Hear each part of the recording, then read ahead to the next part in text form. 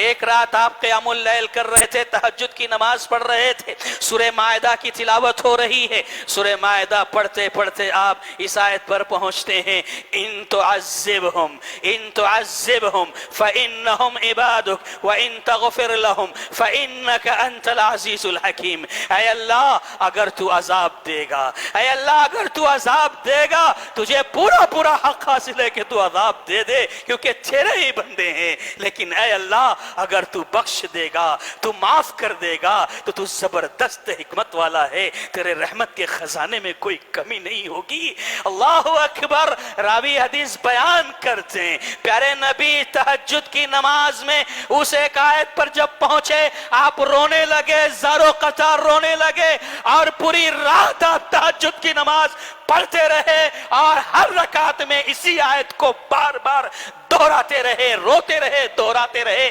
تڑپتے رہے, پریشان رہے, یہاں تک کہ جبریل امین کو بھیج دیا اللہ تبارک و تعالی نے. جبرائیل آئے, پوچھا کیا بات ہے؟ اے جبرائیل دیکھو میں نے عیسیٰ کی دعا پڑھی ہے, عیسیٰ کو اپنی امت کی فکر ہے. اے جبرائیل میں پریشان ہوں, میری امت کا کیا ہوگا؟ اللہم امتی, میری امت کا کیا ہوگا؟ اللہ اکبر. جبرائیل واپس گئے اللہ تعالیٰ کے پاس, پھر آئے, اور ہم جانتے ہیں اللہ کو سب پتا ہے, لیکن ہمیں اور آپ کو یہ میسج دینا تھا, یہ پیغام دینا تھا کہ نبی ہمارے اور آپ کے لیے کتنا پریشان ہوئے ہیں, کس قدر روئے ہیں, کس قدر آنسو بہائے ہیں, ہمیں سمجھ میں آئے. جبریل آئے اور کہنے لگے اے اللہ کے نبی صلی اللہ علیہ وسلم, اللہ تبارک و تعالی نے مجھے یہ خوشخبری دے کر بھیجا ہے اور یہ بات بتائی ہے کہ کل قیامت کے دن آپ کی امت کے حق میں اللہ تبارک و تعالی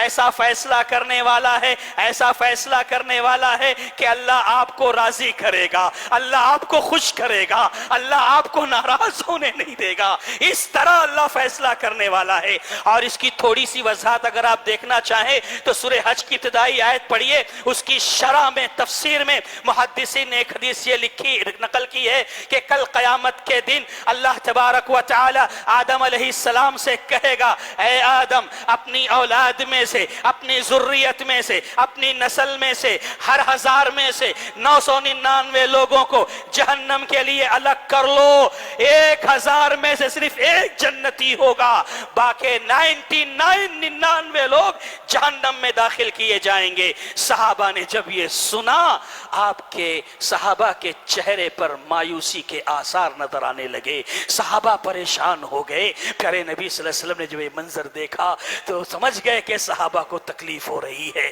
صحابہ پریشان ہیں. کہا اے میرے صحابہ تم پریشان نہ ہو, رنج نہ کرو, 99 لوگ جو جہنم میں جانے والے ہیں 1000 میں سے ان میں اکثریت یاجوج ماجوج کی ہوگی. اور یاد رکھو اے میرے صحابہ, جو جنت رب ذوالجلال نے بنائی ہے اس جنت میں میری امت کے لوگ 1/4 ہوں گے, یعنی چوتھا حصہ ہوں گے. پھر کہا کہ نہیں 1/3 ہوں گے. پھر کہا کہ نہیں ہے میرے صحابہ, مجھے رب کی ذات سے پوری امید ہے کہ جو اللہ نے جنت بنائی ہے اس جنت میں آدھی جنت میرے امتیوں سے بھری ہوگی, آدھی جنت میری امتیوں کے لیے ہوگی.